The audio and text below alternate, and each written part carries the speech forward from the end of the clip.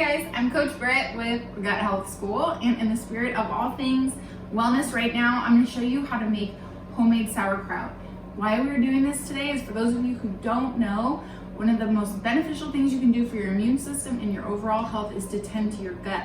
And with at least 70% of your immune system manufactured in the gut, taking care of that is really important. And one of the biggest ways we can take care of it is with probiotics. So, well, you may know, probiotics often come in supplemental form, in pills and supplements, and while I'm a big advocate of those, they can be rather expensive, especially if you're trying to feed them to your entire family. And we can do more. Nature actually designed probiotics naturally in fermented foods and a lot of the things that we actually can make. In fact, a lot of cultures that are the healthiest cultures actually have some form of fermented food, whether it be sauerkraut like we're gonna make today, or whether it be kimchi, or things like kefir and fermented milk products. It's a cultural norm that actually dated back years and years ago and probably did a lot for their health. In fact, a couple tablespoons of raw sauerkraut is said to have more probiotic benefit than an entire bottle of 100 supplements. So why this is so important is because we can make it at home for way less, and it's a naturally occurring source of probiotics that we can feed the entire family. So while you can buy sauerkraut, this is how, if you do purchase it in the store, you want to make sure it's raw. It's not pasteurized. If it's pasteurized, if it's the stuff on the shelf, then it's likely just had all of the probiotics boiled out of it, all the bacteria. Bacteria is not bad, it's actually what helps us, a lot of that bacteria. So you want to make sure you get this stuff in the refrigerated section. I'm trying to do my best to cover up this label, but you will see, if you get it in the refrigerated section, which is awesome, and I do it too when I don't have time, this runs about $8 for this jar. So you can imagine if you're feeding your family a few tablespoons a day. For everybody, we have an almost 8-person family now. So that can get expensive too. So to be able to make it, I'm gonna show you guys how to make this. And I would say I put together this jar for maybe $4, and that's the price of the jar too. And that's at least 2 to 3 times as much as the original can I showed you that was $8 in the store. So I'm gonna show you how to make it. One thing you guys are gonna need is you'll need at least 1 whole cabbage. I did a half a green and a half of a red. You'll need some pink sea salt. The healthier sea salt, the better. The fresher, more organic the cabbage, the better too. And then you'll need some kind of big canning jar.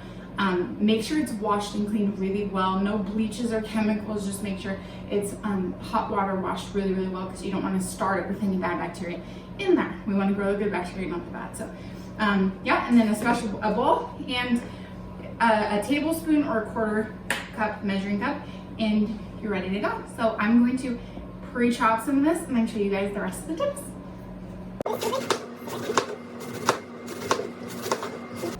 Okay, so I saved you guys the time of watching me chop all of the cabbage really fine, but you just want to chop it really, really fine because it'll pack better and it will absorb the brine a little bit better. But if you have like a food processor or something, that's even more convenient. Just run through a food processor on a more fine setting and you can get it shredded down pretty good. So anyways, a mixed bowl, you just want to toss them together in a bowl. What you do want to do before you do that though is leave out like a big leaf like this, a hard leaf, unless you have some kind of weight, like a specific canning weight, because it's going to help keep your stuff packed down. I'll show you when we fill the jar here. But anyway, so we got it all mixed together. We want to add 3 tablespoons of the pink sea salt to this and then mix it up.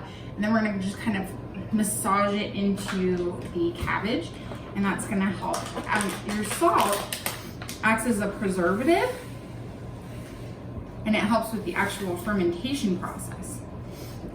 And the healthier salt you use, the better. So your natural sea salts, not your commercial iodized salts. It's gonna taste better that way. It's gonna have higher mineral content.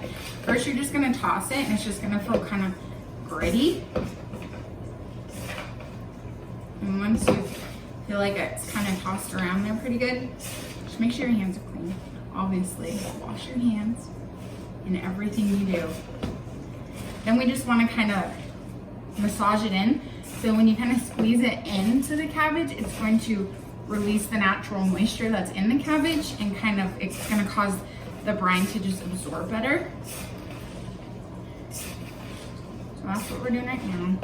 This is so crazy easy that once you make it right and it turns out good, you'll wonder why the heck you didn't do this a long time ago. You can do a lot of other things too. You can do pickles that have high probiotic content. You can do all kinds of things. Sauerkraut's just what we're gonna do today. And I guess in the spirit of the upcoming St. Patty's Day, it's a good opportunity. This is such a great way to boost your immune system. My kids love it. My two boys, they've been raised on this stuff, and so they've always loved things like sauerkraut and pickles. Some kids will have a little bit of an aversion to it. I find that if you call it like pickle strings or something like that, or if you just eat it in front of them a lot, they'll ask if they can have some. It doesn't take much to actually give a lot of culture to the gut and give it that probiotic boost. And in fact, if you're not used to it, I wouldn't overdo it. I wouldn't go have a big amount of sauerkraut with your food. Start with like a heaping spoon or something per day, especially kids. Go less than that till their little gut gets used to it.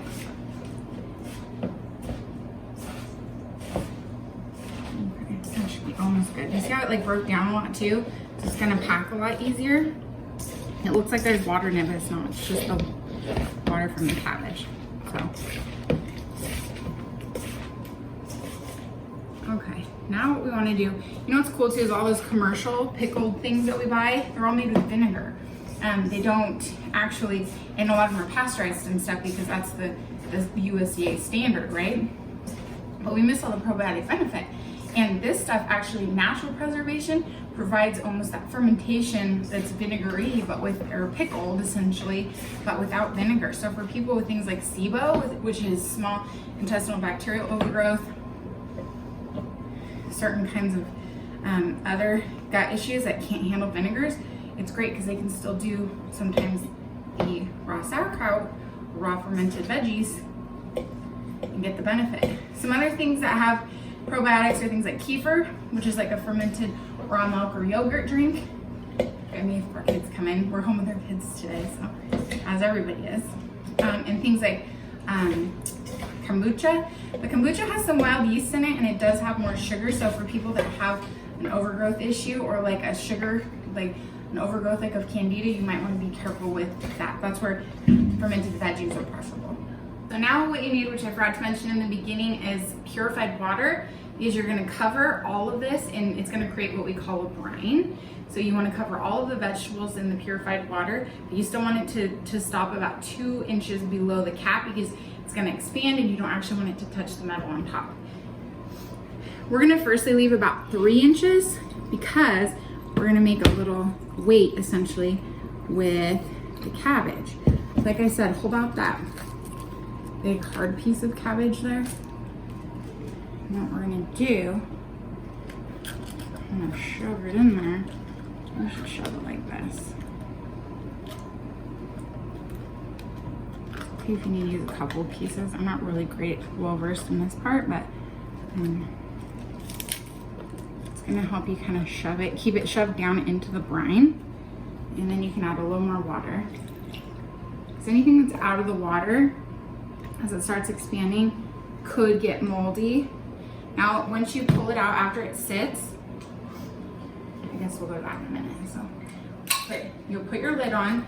You see, we've got about 2 inches of space. That might be a little short, but we'll just hope for it. Put your lid on, and then we're gonna let it sit in a like semi-warm, cool, not to the kind of room temperature spot for 3 to 7 days, and then it'll go in your fridge, and it's edible at that point, and you can keep it in your fridge for up to 9 months.